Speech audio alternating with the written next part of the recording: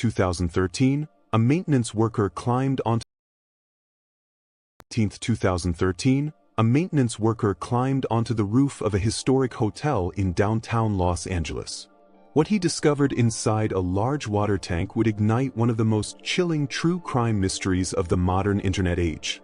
Her name was Elisa Lam. She was 21 years old. But long before her body was found, millions of people around the world had already seen her final moments, captured in a grainy elevator surveillance video that raised more questions than answers. A young woman presses every button. She steps in and out, hiding, peeking into the hallway. Her hands move strangely, almost unnaturally. She appears frightened, or confused, or perhaps being followed by someone we cannot see. To this day, no one can agree on what exactly we're watching. This is not just a story about a mysterious death. It's a story about mental health, urban legends, internet obsession, and a hotel with a dark past that seems to consume those who enter it. This is the true crime story of Elisa Lam. Elisa Lam was born in Vancouver, Canada, in 1991. She was intelligent, introspective, and deeply creative.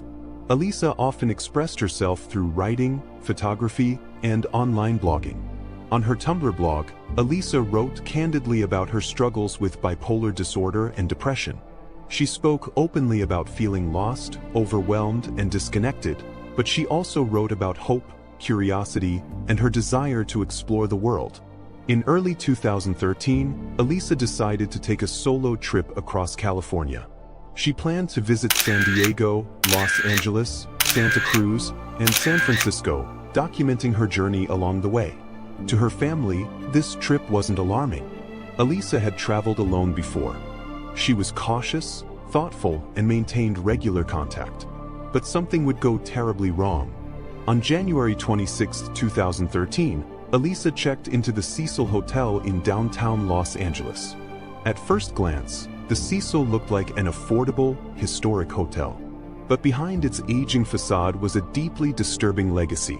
Since opening in 1927, the Cecil had been linked to numerous suicides, unexplained deaths, violent crimes, serial killers, including Richard Ramirez, the Night Stalker.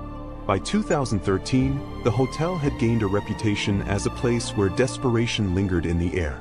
Elisa was initially assigned to a shared hostel-style room, but within days, her roommates complained about her behavior, describing her as erratic, strange, and unsettling.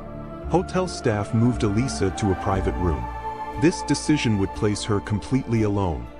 On January 31st, Elisa was scheduled to check out. She never did. Her parents became concerned when she failed to call them that day, a break from her routine that immediately raised alarms. The Los Angeles Police Department launched a search. Officers combed the hotel. Hallways, stairwells, common areas. The roof, nothing. No signs of struggle. No witnesses. No clear timeline. It was as if Elisa had vanished into thin air. Then, 2 weeks later, the LAPD released something to the public. A video. The surveillance video from February 1, 2013, quickly went viral. In it, Elisa enters an elevator on the 14th floor. What happens next defies easy explanation. She presses multiple buttons. She steps out, then back in. She peers down the hallway as if hiding from someone. She gestures wildly with her hands, her movements erratic, almost robotic. The elevator doors refuse to close. To some viewers, Elisa appears terrified.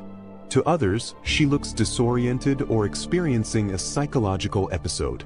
Online theories explode. Was she being followed? Was someone just out of frame?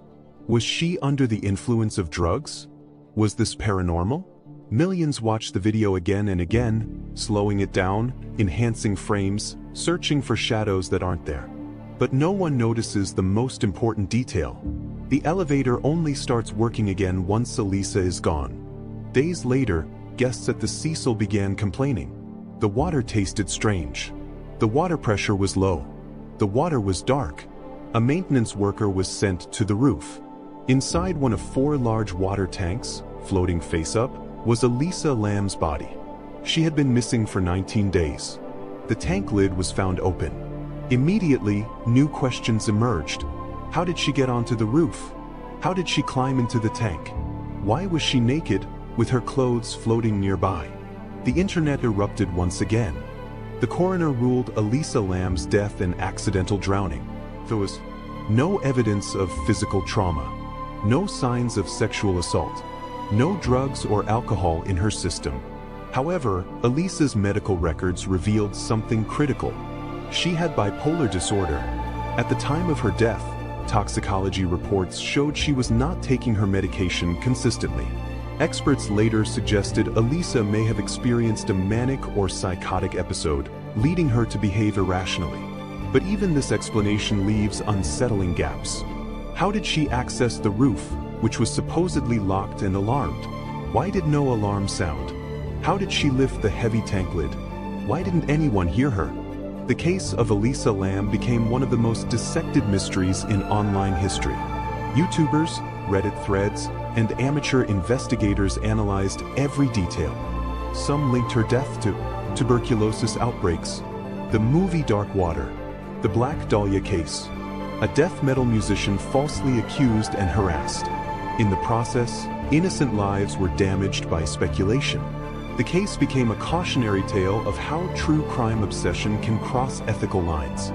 In 2017, the Cecil Hotel attempted to escape its past. It rebranded as Stay on Main. The name changed.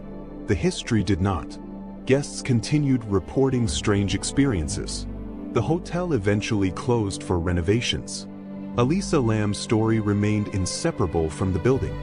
So what truly happened to Elisa Lam? The most likely explanation is also the most tragic. A young woman experiencing a mental health crisis, alone in an unfamiliar city, in a building with poor security and little oversight. No killer, no conspiracy, no supernatural force, just vulnerability and circumstance. And yet, the questions still linger. Elisa Lam's case haunts us because it lives at the intersection of mystery and reality. We want a villain. We want answers. We want closure. But sometimes, the truth is far more unsettling. Sometimes, there is no monster in the shadows, only a system that failed to protect someone who needed help. Elisa Lam was not a legend. She was not a ghost story. She was a person.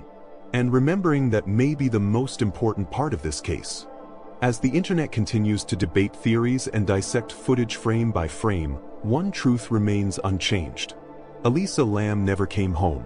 Behind the mystery, behind the viral videos, and behind the endless speculation was a real young woman, someone's daughter, someone's friend, who deserved safety, compassion, and understanding.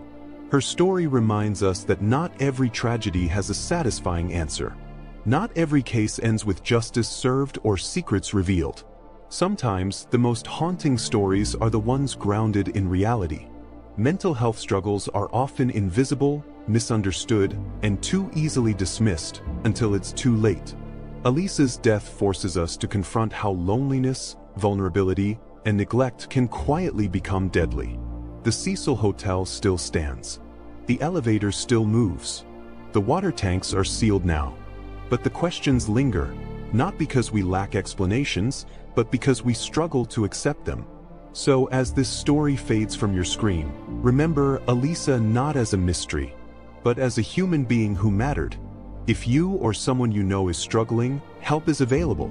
Reaching out can save a life.